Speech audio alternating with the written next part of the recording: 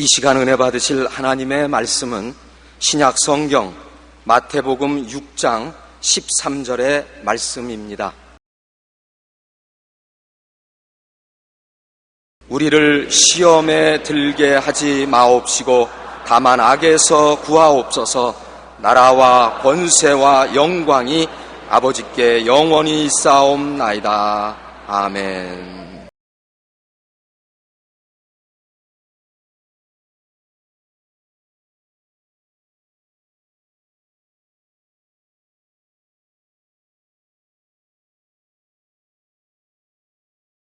오늘 저는 여러분과 함께 이 일은 꼭 챙기세요라는 제목으로 말씀을 나누고자 합니다. 우리가 수일 혹은 수주간 여행을 떠날 때면 반드시 챙겨가야 할 필수품이 있습니다.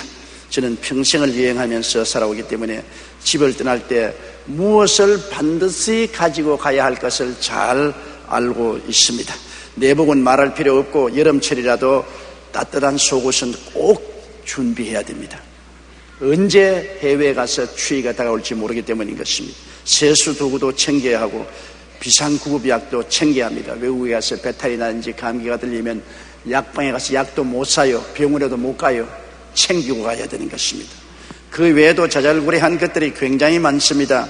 이처럼 우리의 매일매일의 인생 여정에도 반드시 기도로 챙겨야만 할 일들이 많이 있습니다. 종교개혁자 마르틴 루터는 밤에 잠자리에 들기 전에 오늘 지은 모든 죄를 용서해 주어서라고 기도하고 아침에 일어나시는 오늘 시험에 들지 말게 하옵시고 악에서 구하옵소서라는 기도를 반드시 했습니다. 우리가 하루하루를 살아가는 동안에 반드시 하나님께 기도하고 마음을 가다듬어야 될 것은 시험에 들지 말게 하옵시고 다만 악에서 구하옵소서, 이 기도를 챙겨야 되는 것입니다. 저는 매일같이 아침에 눈을 뜨면 제일 먼저 드리는 기도가 오늘 또 시험에 들지 말게 하옵시고 다만 악에서 구하여 주시옵소서 하는 이 기도인 것입니다. 첫째로 하루를 시작하기 전에 챙겨야 할 기도는 시험에 들게 하지 마옵소서라는 기도인 것입니다. 우리가 세상에 살 동안 하찮은 시험도 있고 큰 시험도 있습니다. 하찮은 시험 중에는 부부싸움도 있고 이웃과 시비에 걸리는 것도 있고 평지 부상을 당하는 데도 있고 가벼운 자동차 사고 좀도둑 같은 일을 당할 때도 있습니다. 조그마한 시험이지만은 그것이 큰 고통이 될 수도 있는 것입니다. 적은 시험이라고 해서 무시하시면 안 됩니다. 그렇기 때문에 적은 시험도 들지 말아야 됩니다.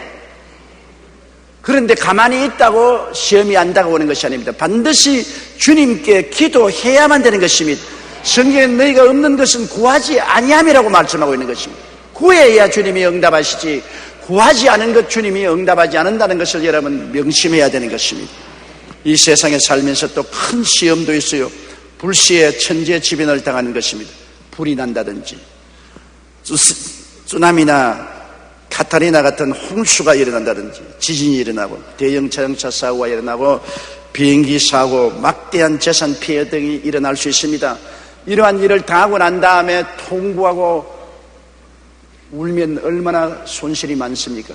이러한 큰 시험을 당하기 전에 하나님 앞에 미리 막아달라고 늘 부르짖어 기도해야만 되는 것입니다.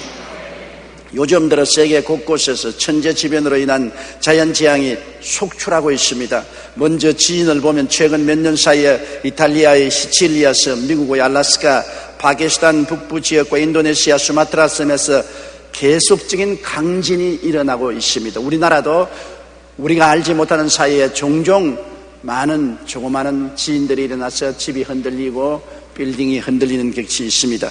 여기에 지구온난화와 엘니뇨 현상으로 지구의 평균 기온이 올라갔습니다. 이 때문에 폭우와 홍수, 가뭄, 한파, 폭염 등의 피해가 날로 증가하고 있습니다. 인도 동부에서는 올 여름 평균 기온이 37.3도까지 올라가서 300여 명이 더위에 죽었습니다. 파키스탄은 최고 49도를 기록했습니다. 유럽도 마찬가지입니다. 프랑스, 스페인에서는 유례 없는 무더위로 사망자가 발생했고 프랑스는 주민들에게 시원한 곳으로 대피하라는 대피 명령조차 내린 적이 있습니다. 태풍 피해도 막대합니다. 얼마 전 미국의 태풍 카트리나로 한 도시가 사라졌습니다. 소돔과 고모라가 불과 여왕의 세례를 받고 사라진 것처럼 뉴올리안스라는 거대하고 아름다운 도시가 순식간에 사라져버렸습니다. 지금 또한 거대한 태풍 리타가 미국 남부를 강타하고 있습니다. 우리나라도 올해 태풍 나비로 경상도 지역이 큰 피해를 입은 것을 알고 있습니다. 이런 자연재해뿐 아닙니다. 각처에서 테러와 전쟁으로 인해 많은 사람들이 피해를 당하고 있습니다. 2001년 9월 11일 미국의 쌍둥이 빌딩이 테러로 무너져서 수많은 사람들이 희생되었고, 이어진 이라크 전쟁으로 수많은 사람들이 희생되었습니다. 학자와 평야운동가 등으로 구성된 이라크 보디 카운트와 옥스퍼드 리서치 그룹의 발표에 따르면 지난 2003년 미국의 이라크 침공 이후 사망한 이라크 민간인이 2만 5천 명, 부상당한 이라크 민간인이 4만 2,500명에 달한다고 발표하고 있습니다. 우리가 살고 있는 이 세상은 하찮은 시험으로부터 시작해서 거대한 자연재해와 전쟁과 테러의 시험까지 수많은 시험이 타고 있습니다. 그러므로 오늘 하루에도 어떠한 일이 일어날지 알 수가 없어요. 항상 우리 앞에 위험이 도사리고 있습니다. 그렇기 때문에 우리는 매일 그날을 시작할 때 천지와 만물을 지으시고 전지 전능 무소부지하신 하나님께 오늘 또 시험에 들지 말게 해달라고 기도를 드려야만 되는 것입니다. 저는 시편 91편으로 매일 수차 시험에 들지 않게 해달라고 기도를 드립니다. 시편 91편 2절로 3절에 보면 하나님은 나의 피난처요 나의 요새요 나의 의리하는 하나님이라 하리니 제가 너를 새 사냥꾼의 올무에서와 극한 연병에서 건지시리이다. 얼마나 좋은 약속인 것입니까? 저는 이 성경을 통해서 기도할 때마다 마음이 뜨거워지는 것입니다. 주께서 새 사냥꾼의 올무에서와 극한 연병에서 건져주시겠다. 이 얼마나 좋은 약속입니까? 이 말씀을 인용하고 저는 기도를 합니다. 그리고 4절로 6절에 하나님이 그 깃으로 덮으시니 내가 그 날개 아래 거하리라. 암탉의 병아리를 날개로서 품듯이 하나님이 그 깃으로 너를 덮으시니 내가 그 날개 아래 피할 것이라고 말씀하니 이 말씀을 인용하고 하나님 저를 주님의 날개 아래 오늘도 피하게 해 주시옵소서. 왜냐하면 그렇게 하면 너는 밤에 놀램과 낮에 흐르는 살과 흑암 중에 행하는 연병과 백주에 황폐케 하는 파멸을 두려워하지 아니하리로다. 천인이 내 곁에서 만인이 내 우편에서 엎드려지나 이 재앙이 내게 가까이 오지 못하리라고 말씀하고 있는 것입니다. 얼마나 놀라운 약속입니까? 우리는 매일같이 우리 곁에 천인이 넘어지고 만인이 자빠지는 것을 보고 있습니다. 거기에 나도 포함될 수 있습니다. 그런데도 주님께서 이를 피하게 만들어주겠다고 했었으니 우리 기도해야 될 것이 아닙니까? 9절에 보면 내가 하나님은 나의 피난처라고 지연자로 거처를 삼았으므로 화가 내게 미치지 못하며 재앙이 내 장막에 이르지 못하리니 제가 너를 위하여 그 사자들을 명하사 너희 모든 길에 너를 지키심이라. 저희가 그 손으로 너를 붙들어 너 발이 돌에 부딪히지 않게 하겠다고 말씀한 것입니다. 이와 같은 하나님의 약속이 우리에게 있으니까 우리는 그 약속을 따라 시험에 들지 말게 해달라고 기도해야 됩니다.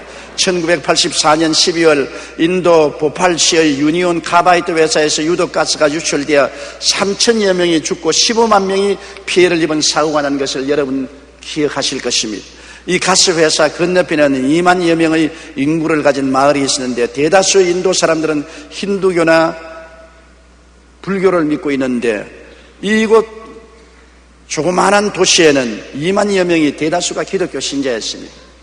그런데 놀라운 것은 유출된 독가스가 이 마을 앞에 와서 마을로 들어왔으면 2만 명이 전멸할 것인데 마을 입구까지 가스가 왔다가 휙 돌아서서 그 가스가 다른 데로 날아가 버리고 마는 것입니다. 마을에 살던 2만여 명의 그리스도인들이 극적으로 죽음의 가스로부터 구원을 받았습니다. 이 사실은 그곳에서 선교사로 활동하고 있던 데일 카스맨에 의해 세상에 밝혀졌습니다. 하나님은 우리를 구원하시는 하나님이십니다. 그렇기 때문에 우리는 낮에 흐르는 살과 흑암 중에 행하는 연병과 백주에 황폐케 하는 파멸을 두려워하지 않을 수 있습니다. 그것은 오직 기도할 때만 그렇습니다. 기도는 하나님의 전능의 손을 움직이기 때문인 것입니다. 그렇기 때문에 성경에는 무엇인지 내 이름으로 내게 구하면 내가 시행하리라고 말씀하셨으며 우리가 주께 부르시면 우리가 알지 못하는 크고 비밀한 일을 하나님이 보여주시겠다고 약속하신 것입니다. 둘째로 우리가 기도해야 될 것은 다만 악에서 구하옵소서. 악은 악한 마귀를 떠나는 것입니다. 마귀는 우는 사자같이 두루다니며 삼킬 자를 찾고 있는 것입니다.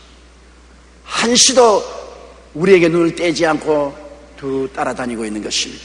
요한복음 10장 10절에 도적이 오는 것은 두역질하고 죽이고 멸망시키려는 것뿐이요 내가 온 것은 양으로 생명을 얻게 하고 더 풍성히 얻게 하려 함이라고 말한 것입니다. 마귀는 요한계시록 12장 10절의 말씀대로 우리 형제들을 참수하던 자 곧 우리 하나님 앞에서 밤낮 참수한다고 말한 것입니다.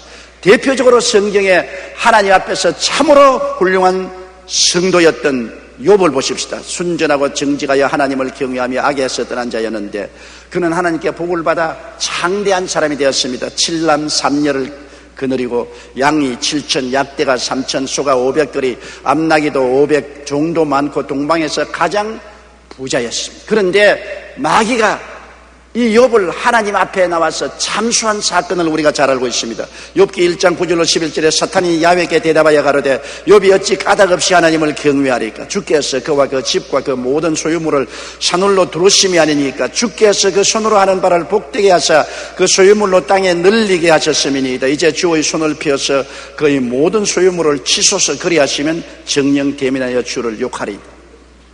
마귀는 잘 하나님을 섬기고 지낸 욥을 참수했습니다. 욥이 하나님을 섬기는 것 조건이 있어서 섬기는 겁니다. 하나님이 그를 축복해 주시고 산울로 둘러서 지켜주심으로 하나님 앞에서 복을 받아 영혼이 잘되고 범사가 형통하고 강건하고 생명을 얻되 넘치게 얻기 때문에 하나님 섬기지, 이것만 제껴버리면 당장 돌아서서 하나님을 욕할 것입니다. 두고 보세요.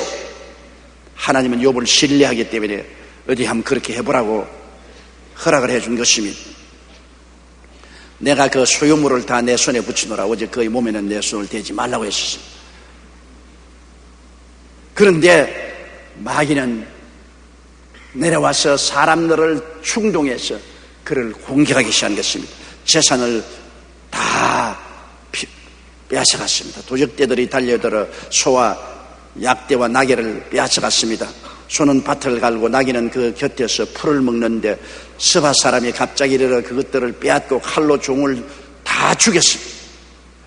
스바 사람들에게 마귀가 들어가서 욥을 공격하여 그 재산을 다 빼앗아가게 된 것입니다. 갈대아 사람이 새 떼를 지어 갑자기 약대를 빼앗고 칼로 종들을 죽였습니다. 사람들의 마음속에 마귀가 들어가서 사람들을 공격하게 하고 전쟁도 일으키는 것입니다. 그리고 하늘에서 불이 내려 양떼를 살랐습니다. 또한 사람이 와서 고하되 하나님의 불이 하늘에서 내려와서 양과 종을 살라버렸나이다. 하나님이 불을 내린 것이 아니라 마귀가 청천 하늘에서 병력을 내리게 해서 모든 양떼들을 불러서 살랐습니다. 마귀는 하나님이 허락하면 하늘에서 불도 내리게 하는 것입니다. 그 다음 돌풍이 불어와 마라들 집에서 잔치하고 있던 10자녀 위에 집이 무너져 다 압사당했습니다.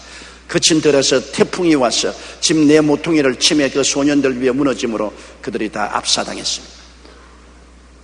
그리고 난 다음에 최후로 욥의 몸에 손을 대면 욥이 하나님을 욕할 것이라고 주장을 해서 욥을 치도록 하나님이 허락해 주셨습니다. 욥기 2장 5절 8절에 보면 이제 주의 손을 펴서 그의 뼈와 살을 치소서 그리하시면 정령 대민하여 주를 욕하리이다. 야훼께서 사단에게 이르시되 내가 그를 내 손에 붙이노라. 오직 그의 생명은 해하지 말지니라. 사단이 이에 야훼 앞에서 물러가서 욥을 쳐서 그 발바닥에서 정수리까지 악창이 나게 한지라. 욥이 제 가운데 앉아서 기와 조각을 가져다가 몸을 긁고 있더라. 마귀가 욥을 쳐서 머리끝부터 발끝까지 악창이 나게 하는 것입니다. 병은 거의 대다수 다 마귀가 와서 치고 억압해서 병이 되는 것입니다. 예수님께서도 병자를 고칠 때 마귀에게 눌린 모든 자를 고치셨다고 말씀하셨습니다. 설상가상으로 마귀는 욥의 아내에게 들어가서 욥을 배반하게 하는 것입니다. 가장 가차운 아내가 욥을 배반할 때 그는 만신창이가 된 곳에서 너무나 큰 고통을 당했습니다. 그 아내가 그에게 이르되 당신이 그래도 자기의 순전을 굳게 지키느뇨 하나님을 욕하고 죽으라. 그가 이르되 그대의 말이 어리석은 이자 중에 하나의 말 같도다. 이 모든 일에 욥이 입술로 범죄하지 아니했으나 그 가슴은 빗으로 찌른 것 같았습니다. 그 아내가 욥을 배반했습니다. 그리고 욥의 가장 친한 세 친구가 와서 계속해서 욥을 참수했습니다. 그 세 친구 입술을 통해서 마귀가 욥을 난도질시켰습니다. 너희가 내 마음을 번데게 하며 말로 끊기를 어느 때까지 하겠느냐? 너희가 10번이나 나를 꾸짖고 나를 학대하고도 부끄러워하니 하는구나. 물론 욥은 옛날 사람입니다. 아브라함 시대에 살던 사람이었습니다. 오늘날에는 상황은 좀 달라졌습니다. 예수님이 십자가에 못 박여서 마귀와 힘써 싸워 이기시고 마귀의 무장을 해제해버린 것입니다. 옛날에 마귀가 무지무지한 권세와 능력으로 휘두르던 때와는 좀 달라졌습니다. 이제는 십자가에서 예수님이 그 보혈의 능력으로 마귀의 무장을 해제했으나 아직 쫓겨나지는 않았습니다. 그러므로 마귀는 지금도 참수하고 우리를 도적질하고 죽이고 멸망시키려고 하고 있지만은 그 무장은 해제되었으므로 우리가 진리를 알지니 진리가 너희를 자유케 하리라고 이 지식을 알고 마귀를 대적해야만 되는 것입니다. 예수님이 우리에게 주신 권세는 누가복음 10장 19절에 있습니다. 내가 너희에게 뱀과 쟁가를 밟으며 원수의 모든 능력을 제어할 권세를 주었으니 너희를 해할 자가 결단코 없으리라. 우리가 올바르게 알고 기도하고 예수님의 보혈 아래에 있으면 우리를 마귀가 해하지 못합니다. 우리는 하나님의 자녀가 된 신분을 가지고 있습니다. 요한복음 1장 12절의 말씀 난 대로 영접하는 자 곧 그 이름을 믿는 자들에게는 하나님의 자녀가 되는 권세를 주었습니다. 그러므로 우리는 자녀된 신분을 가지고 이제는 예수 그리스도 이름으로 마귀를 대적할 수가 있게 된 것입니다. 저는 유럽 선교에서 봉사하고 계신 임춘자 권사님의 간증을 읽고 굉장히 감동을 했습니다. 야, 임춘자 권사님이 과연 교회에서 제 설교를 듣고 올바로 깨달았구나. 굉장히 제게도 용기가 되었었습니다. 권사님은 오래전부터 소화가 안 되고 가끔 배가 아팠는데 날이 갈수록 배가 점점 더 아파오면서 체중도 줄어들고 혈변까지 나왔습니다. 종합병원에서 검사를 받은 결과 장암이었습니다. 의사 선생님은 암이 벌써 많이 진행되었기 때문에 수술해도 완치하기 어렵지만 한번 수술이나 해보자고 했습니다. 권사님은 속으로 하나님 앞에서 암은 불법 주차라고 생각하고 수술을 거절한 후 집에 와서 하나님께 간절히 회개하며 기도하기 시작했습니다. 그러나 주기적으로 다가오는 복통은 견디기 힘들 만큼 괴로웠습니다. 그럴 때마다 그는 이사야 53장 5절 그가 채찍에 맞음으로 우리가 나음을 입었다는 말씀을 기억하고 그 말씀 안에 서서 원수암은 물러가라. 너희 원수암은 불법 주차다. 너는 내게 있을 권리가 없다. 예수님의 은혜로 나는 이미 나은 사람이다. 이 병은 거짓되고 헛된 것이다. 그는 예수 그리스도의 대수의 은혜를 올바르게 알고 굳세게 마귀에게 저항했습니다. 그리고 난 다음 수요 예배 때 제 사무실에 와서 제게 안수 기도를 받았습니다. 저는 그게 안수하고 장암 덩어리는 묶임을 놓고 물러가라고 외쳤습니다. 그런데 그 순간에 권사님의 눈앞에 환상이 나타났었습니다. 장 속에 깊이 박혀있던 주먹만한 크기의 까맣게 썩은 고기가 암덩어리가 그만 흐물흐물해지더니 까만 연기가 되어서 싹 사라져버리고 마음에 놀라운 평안이 다가오는 환상을 그 순간적으로 마음속에 보았습니다. 그때로부터 그렇게 고통스럽던 통증이 밧줄 풀리듯이 풀리더니 그 길로 암이 사라지고 병원에 가서 조사해 보니까 의사가 머리를 설레설레 흔듭니다. 어떻게 해서 무슨 약을 먹었기에 깜짝같이 암이 사라졌느냐고. 마귀가 한 길로 왔다가 7길로 도망을 치고 말입니다. 이 권사님 진리를 올바르게 깨달은 것입니다. 예수님이 2000년 전에 이미 우리 병을 짊어지고 가시기 때문에 법적으로는 2000년 전부터 이미 고침을 받은 것입니다. 암은 마귀의 불법 주차입니다. 합법적이 아닙니다. 불법입니다. 그 불법에 대해서 권사님은 알고 계속해서 대적을 했습니다. 마귀를 대적하라. 제가 너를 피하리라고 성경은 말하고 있는 것입니다. 우리는 하나님의 자녀입니다. 자녀의 신분을 가졌기 때문에 하나님께서는 우리가 원수 마귀를 정복할 수 있는 권세를 주셨습니다. 이 권세를 가지고 마귀를 대적하면 마귀는 최종적으로 떠나갈 수밖에 없습니다. 그렇기 때문에 우리는 강하고 담대하게 마귀를 대적해야만 되는 것입니다. 오늘 너무나 많은 성도들이 마귀를 대적하지 않고 마귀의 공격을 그대로 받아들이고 굴복하는 것입니다. 마가복음 16장 11절에 믿는 자들에게 이런 표적이 따르리니 제가 내 이름으로 귀신을 쫓아내며, 그렇게 말씀합니다. 쫓아내야 돼요. 하나님이 마귀를 무장해제해버렸었으나 쫓아내는 권세는 우리에게 주셨습니다. 내가 너를 위해서 대신 쫓아내 주겠다고 말씀하지 않았습니다. 너희가 쫓아내라. 우리의 집에 강도와 도적 같은 마귀가 들어오면 우리가 쫓아내야 되는 것입니다. 쫓아달라고 하나님께 부르짖어서는 안 됩니다. 이미 하나님은 쫓아낼 권세를 주셨는데요, 우리가 예수 이름과 그 보혈을 의지하고 쫓아내야 되는 것입니다. 에베소 6장 11절로 12절에 마귀의 괴계를 능히 대적하기 위하여 하나님의 전신갑주를 입어라. 우리의 씨름은 혈과 육에 대한 것이 아니요 정사와 권세와 이 어두움의 세상 주관자들과 하늘에 있는 악의 영들에게 대함이라고 말씀한 것입니다. 저는 인도네시아 수마트라 섬에 복음을 전하는 선교사님의 이야기를 들은 적이 있습니다. 선교사님이 하루는 강을 건너게 되는데 마침 비가 많이 온 후라 강물이 불어서 가슴까지 강물이 차오르게 되는데, 그 강에는 악어들이 득실거렸습니다. 강 건너편에 서있던 마을 사람들은 선교사님이 강을 건너는 모습을 보고 오늘 이 친구 제삿날이다, 그렇게 비웃었습니다. 반드시 악어에게 공격을 당할 것이기 때문인 것입니다. 강을 반쯤 건너갔을 때 어디선가 악어떼들이 나타났습니다. 이 악어들은 얼마나 힘이 센지 그 꼬리로 내리치면 배도 반쪽이 날 정도였습니다. 그 악어들이 눈을 번뜩이며 선교사님이 탄 조그마한 카누를 향해서 손살같이 달리고 왔습니다. 건너편의 원주민들은 모두 다 숨을 죽이고 이제는 저 선교사가 악어밥이 되었다고 생각했습니다. 그때 선교사님은 시편 91편이 떠올리고 마음속에 담대함을 가졌습니다. 그는 악어를 향해서 말했습니다. 나사렛 예수 이름으로 명하노니 악어는 물러가라! 물러가라! 떠나가라! 그랬더니 손살같이 달려오던 악어들이 배 앞에 와서 싹 방향을 돌리더만 그러면 날 살리라고 달아나버렸어요. 그 선교사는 하나님의 말씀의 권세를 알았습니다. 내가 뱀과 쟁가를 밟으며 원수의 모든 능력을 제어할 권세를 주었으니 너희를 해할 자가 결단코 없으리라 하는 하나님의 말씀을 실천한 것입니다. 그가 만일 악어를 보고 명령을 안 내렸으면 악어밥이 되었을 것입니다. 행함이 없는 믿음은 죽은 믿음인 것입니다. 그는 악어를 보고 말씀을 기억하고 예수 그리스도 이름으로 담대하게 악어야 물러가라고 하니 곁에 다 왔던 악어가 방향을 돌려서 도망을 쳤습니다. 이 모습을 지켜보는 그 지역 주민들이 아니 저 사람이 믿는 신이 누구의 악어에게 명령을 한 자 그대로 순종하는가 하며 크게 놀랐습니다. 그리고 그 강을 건너가니 많은 원주민들이 무릎을 꿇고 엎드려서 회개하고 예수를 믿고 이 선교사님에게 안수받기를 원했었습니다. 하나님께서는 우리가 사자와 독사를 밟으며 뱀과 쟁가를 발로 누를 것을 이미 약속해 주셨습니다. 믿는 자는 믿음을 실천하면 하나님의 보호를 받을 수가 있기 때문인 것입니다. 그렇기 때문에 여러분, 우리는 매일같이 악한 원수 마귀를 명령해야 됩니다. 하나님 아버지 예수님의 보혈로 오늘 또 나를 덮어주시옵소서. 나의 주위에 맴도는 원수 마귀야, 오늘 나사렛 예수 이름으로 명하노니 내게서 떠나가라. 물러가라.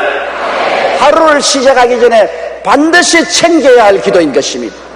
예수님의 보혈로 덮어달라고 기도하시고 보혈이 함께 해달라고 기도하고 마귀를 물리쳐야 됩니다. 마귀는 그리스도의 보혈을 보면 지나가는 것입니다.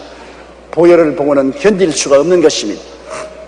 셋째로 우리가 기도를 챙겨야 할 것은 하나님 앞에 징계를 받지 않게 하여 주시옵소서. 히브리서 12장 5절로 6절에 또 아들들에게 권한같이 너희에게 권면하신 말씀을 잊었도다. 일렀을 때 내 아들아 주의 징계하심을 경히 여기지 말며 그에게 꾸지람을 받을 때 낙심하지 말라. 주께서 그 사랑하시는 자를 징계하시고 그의 받으시는 아들마다 채찍질하심이라 하셨으니 하나님이 버린 자는 징계하지 않습니다. 그러나 내 자식은 징계하지요. 여러분, 길거리를 걸어가다가 애들이 물웅둥이에서 온 몸에 물을 덮어쓰고 장난을 하면 모르는 애들이 하는데 여러분 그 자리에 서서 징계합니까? 꾸짖습니까? 지나가죠. 그러나 내 자식이 그 물구덩이에 들어가서 물장난을 하고 새카맣게 흙탕물을 덮어쓰고 있으면 뭐라고 했습니까? 끄집어내서 엉덩짜기를 때리고 야 이놈아 이 옷을 입고 이 물속에 들어가서 장난하면 어떻게 하느냐? 징계하게 되는 것입니다. 남은 징계 안 해도 내 자식은 징계합니다. 하나님께서는 우리를 하나님의 자녀로 불렀기 때문에 징계하는 것입니다. 나는 미국의 뉴올리언스 한 도시가 사라진 것을 보고 깊이 생각했습니다. 여러분, 한 도시가 순식간에 사라졌습니다. 어떻게 해서 도시가 사라질 만한 일이 일어날 수가 있는 것입니까? 소돔과 고모라라는 두 도시도 옛날에 순식간에 사라졌습니다. 그것은 미국이 청교도 신앙에서 떠났기 때문인 것입니다. 미국이 하나님을 사랑하고 하나님을 섬기는 나라로 하나님이 세워놓아서 하나님의 사랑하는 자식입니다. 미국을 통해서 온 세계가 자유와 민주를 보존하고 온 천하에 복음이 증거되고 오늘날 전 세계에서 가장 많은 선교사를 보내고 있습니다. 그런데 점점 세속화하니까 하나님께서 회개하라고 채찍을 때리는 것입니다. 그러지 않고야 한 도시가 사라지는 그러한 참사가 생겨날 수가 없는 것입니다. 회개하라는 것입니다. 그러므로 우리는 항상 우리의 삶 속에 하나님이 회개하라고 채찍을 때리기 전에 돌이켜야 되는 것입니다. 우리의 양심의 소리에 귀를 기울여야 되는 것입니다. 베드로전서 3장 16절에 선한 양심을 가지라. 이는 그리스도 안에 있는 너희의 선행을 요구하는 자들로 그 비방하는 일에 부끄러움을 당하게 하려 함이라. 하나님은 우리 양심을 통해서 우리에게 말씀하는 것입니다. 디모데전서 1장 19절에도 믿음과 착한 양심을 가지라고 말했습니다. 어떤 이들이 양심을 버렸고 그 믿음에 관하여는 파선하였다고 말하고 있는 것입니다. 메인 박사의 일기에 보면 이런 내용이 나옵니다. 1시간의 즐거움을 맛보리거든 맛 좋은 음식을 먹어라. 2-3시간을 즐겁게 보내고 싶으면 영화관에 가서 영화를 보라. 4-5일을 즐기려면 마음에 맞는 사람과 여행을 하라. 한 달쯤 즐겁게 살려면 새 차를 사라. 1년쯤 행복하게 살고 싶으면 집을 새로 지어라. 그러나 일생을 행복하게 보내고 싶으면 언제나 양심의 소리에 따라 정직하게 살아라고 말하고 있는 것입니다. 양심은 하나님께서 우리에게 말씀하시는 통로가 되는 것입니다.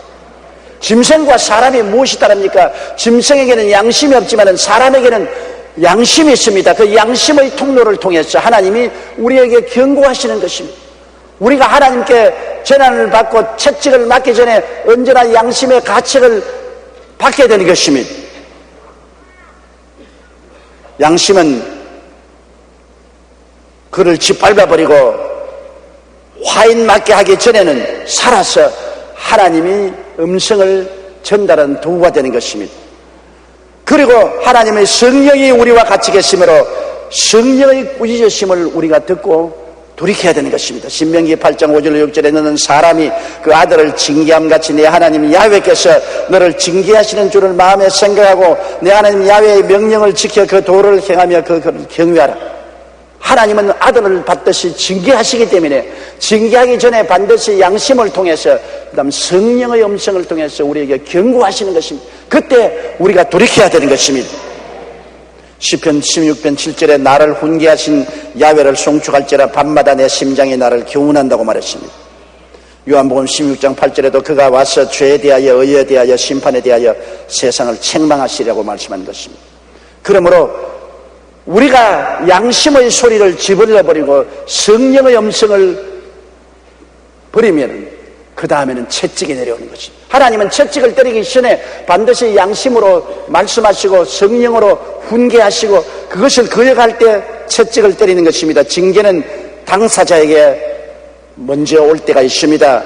모세가 구수 여자와 결혼할 때 그 형 아론과 누나 미리암이 모세를 비방할 때 하나님이 진노하사 치심에 미리암이 문둥병 환자가 된 것을 기억합니다.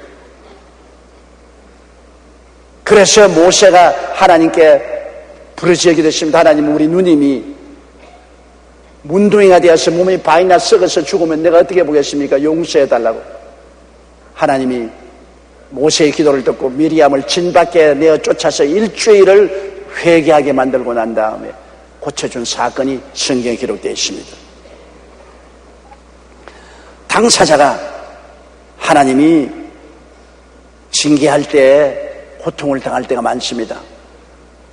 그리고 하나님 징계는 혹은 가족에게 내려올 때도 있습니다. 모세를 반역한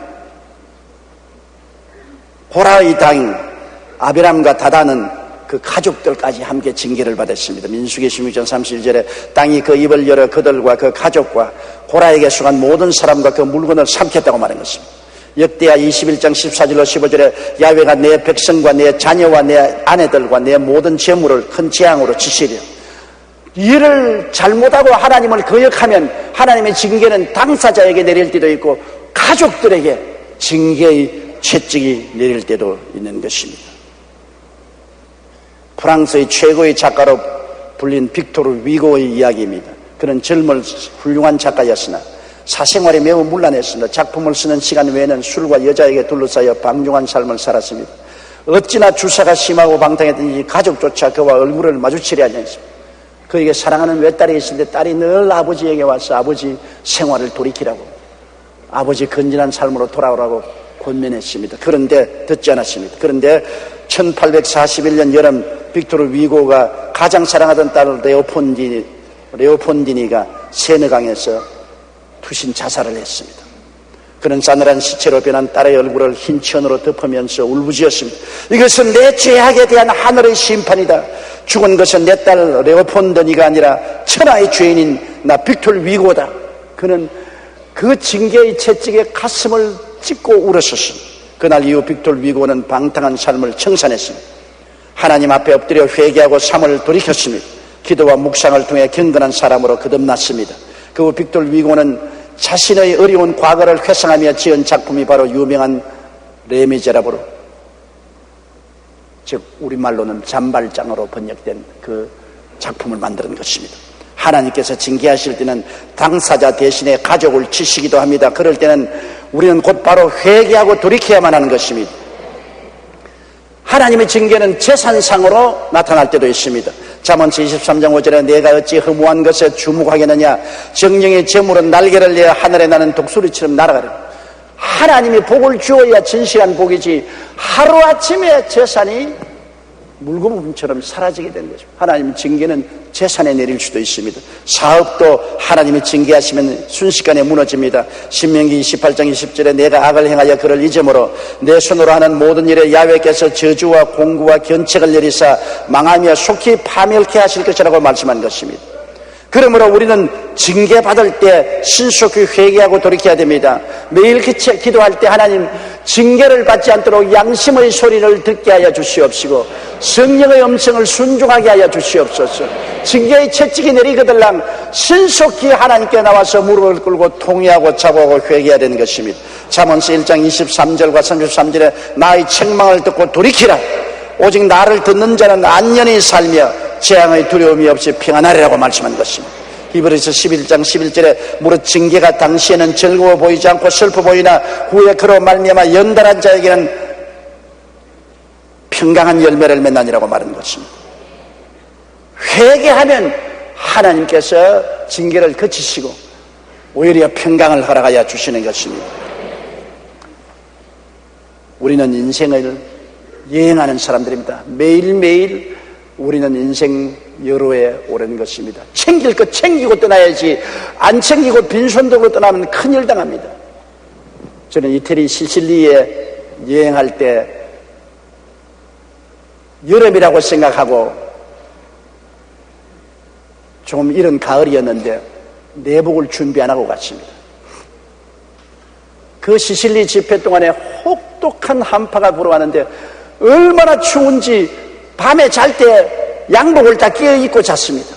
여러분 알다시피 유럽에 가면은 호텔에 들어가도 난방이 없지 않습니까? 우리 한국 사람이 난방으로 여름에도 겨울에도 러닝셔츠 입고 있지만은 유럽은 그렇지 않습니다. 호텔에도 집에도 난방 시설이 없습니다. 두꺼운 옷을 입고 자지요. 그런데 내복을 준비 안 해갔습니다. 온 시실리 시내에 돌아다니면서 내복을 살라 해도 내복이 없어요. 그래서 할 수 없이 나중에 뭘 사봤느냐, 여성들이 신는 긴 양말 팬티를 샀습니다. 사람이 얼어 죽겠으니까 여성이 입든 남성이 입든 뭐 상관없습니다. 그 양말 팬티를 몇 불 사가지고 그거를 겹겹으로 입고 난 다음에 그래서 운동장에 나가서 하나님 말씀을 전가지겠습니다. 그때 내가 깨달았습니다. 챙길 것 챙겨야 된다. 반드시 챙길 것 챙기지 아니하면 큰일 난다. 한 번은 오스트라리아 여행을 하는데 면도기를 안 가지고 왔었습니다. 잊어버리고. 매일매일 여행을 하며 복음을 전하니까 언제 백화점에 가서 면도기 살 여가가 없습니다. 싱가포르에 나왔을 때는 수염이 이만큼 길러가지고서 또 중국 스파이처럼 됐었습니다. 그것도 챙길 것 챙기지 않았기 때문에 그런 것입니다. 여행을 할 때도 챙길 것 반드시 챙겨야 되는 것처럼 우리가 인생을 살 때 기도로서 우리 성도들이 챙길 것 반드시 챙기면 상처를 받지 않게 되는 것입니다. 매일같이 시험에 들지 말게 하옵소서. 크고 작은 시험에서 건져 주옵소서. 시편 91편을 인용하고 기도하고 예수님의 보혈로 덮어주셔서 악한 마귀에게서 지켜주시옵소서. 원수 마귀야 예수 이름으로 명하느니 물러갈지어다. 하나님 아버지 양심이 무디어지지 않게 하여 주시옵시고 성령님의 음성에 귀를 기울이므로 하나님 앞에 징계를 받지 않고 살게 하여 주시옵소서. 이 기도는 꼭 챙기고 지나가야만 되는 것입니다. 그렇게 하면 여러분이 인생을 평안하게 여행하시고 주님 앞에 당당하게 설 수 있게 되실 것입니다. 다 같이 고개시어 기도드리겠습니다. 사랑이 많으신 우리 하나님 아버지요, 우리는 다 행인과 나그네와 같이 이 세상을 살아가고 있습니다. 그동안에 우리가 챙기지 못해서 당하는 고통이 많습니다. 하나님이 우리에게 은혜를 주셨는데도 불구하고 우리 스스로가 알지 못함으로 누리지 못할 때가 얼마나 많습니까? 내 아버지 하나님이시여, 그러므로 주님께서 우리에게 매일 기도하는 주기도문 중에 마지막 가장 중요한 시험에 들지 말게 하옵시고 다만 악에서 구하옵소서라는 기도를 늘 하게 도와주시옵소서. 시험에 들지 않게 하여 주시옵시고 보혈로 덮어주셔서 악한 마귀에게 점령당하지 말게 도와주시옵시고 상처 입지 말게 도와주시옵소서. 양심을 늘 깨끗게 해주시옵소서. 양심의 음성과 성령님의 음성에 귀를 기울이고 하나님께 꾸중 듣지 않게 하여 주시옵소서. 예수님 이름으로 기도드리옵나이다. 아멘.